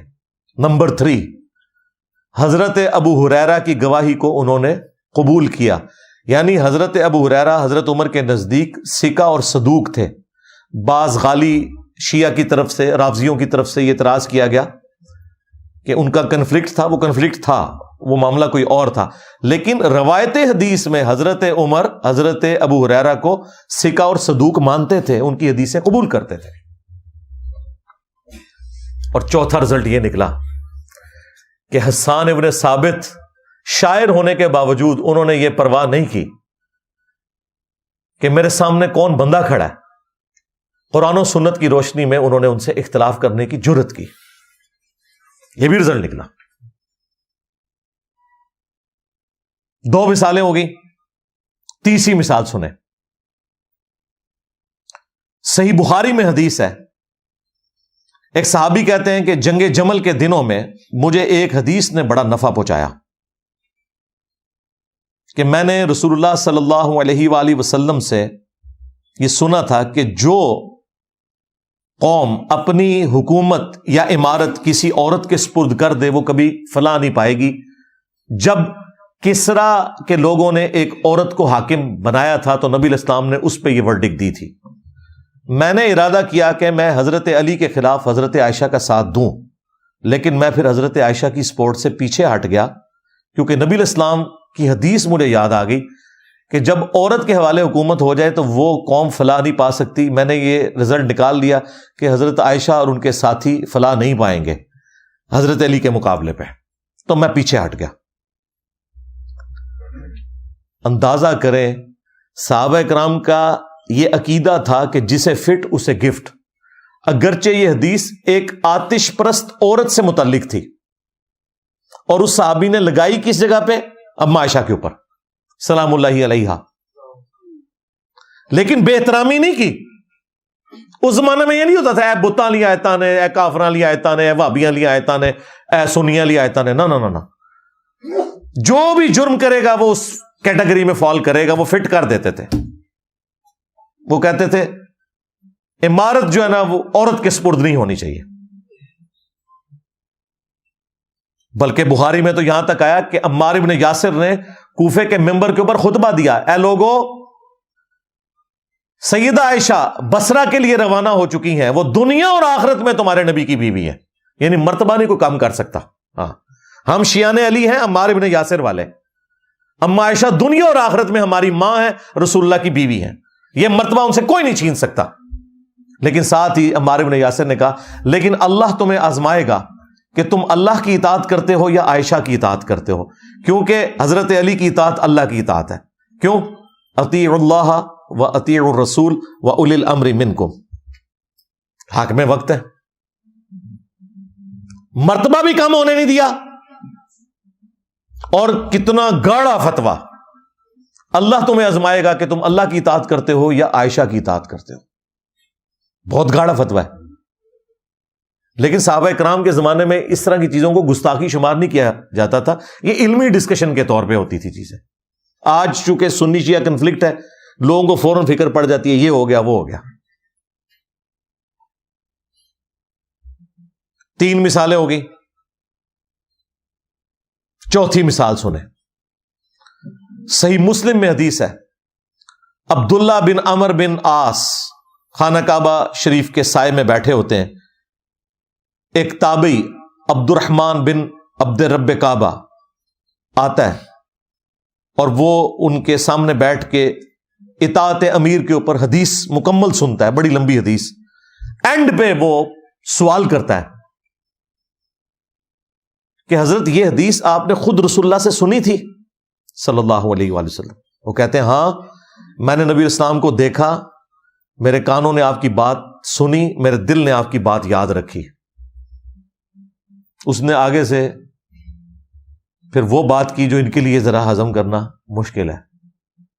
اس نے کہا آپ تو ہمیں کہہ رہے ہیں اپنے امیر کی اطاعت کرو، اور آپ کے چچا کا لڑکا معاویہ ابن ابی سفیان جو ہمارے امیر ہیں اور آپ کے چچا زاد ہیں، وہ تو ہمیں حکم دیتے ہیں ہم لوگوں کو ناحق قتل کریں اور لوگوں کا مال حرام طریقے سے ہڑپ کریں،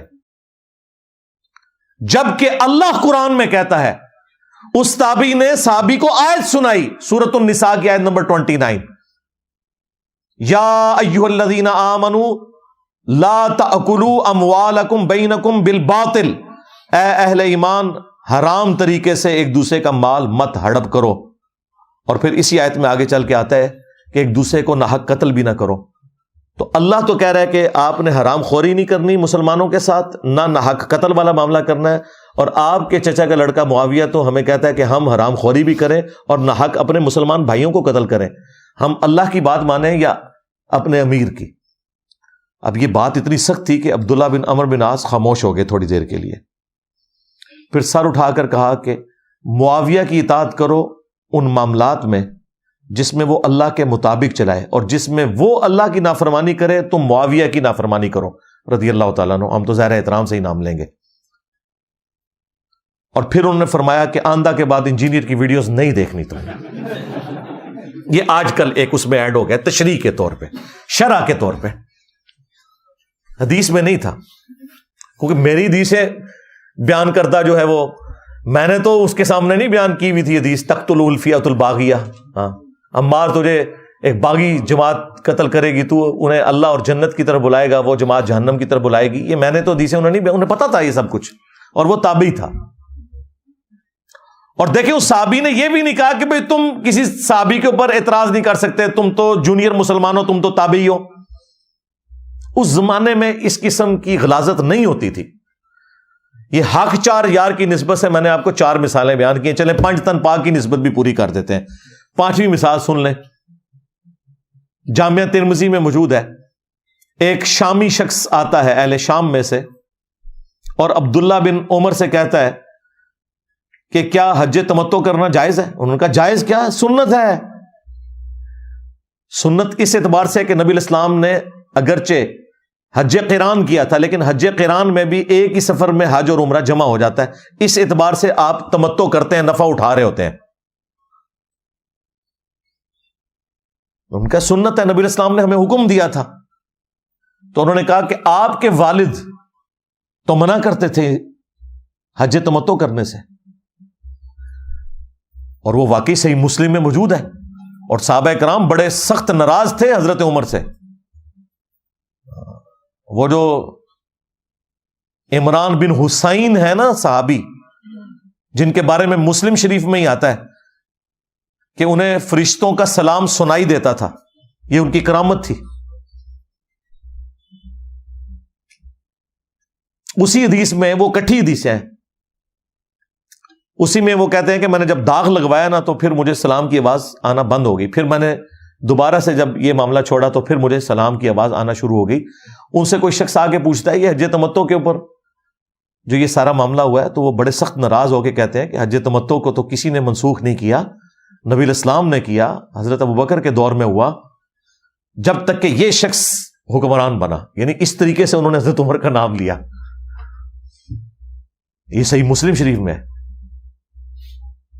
وہ پھر اللہ کا شکر ہے حضرت علی نے اپنے دور میں آ کے حج تمتع دوبارہ سے بحال کر دیا، اور آج امت کے 99% لوگ حج تمتع ہی کرتے ہیں،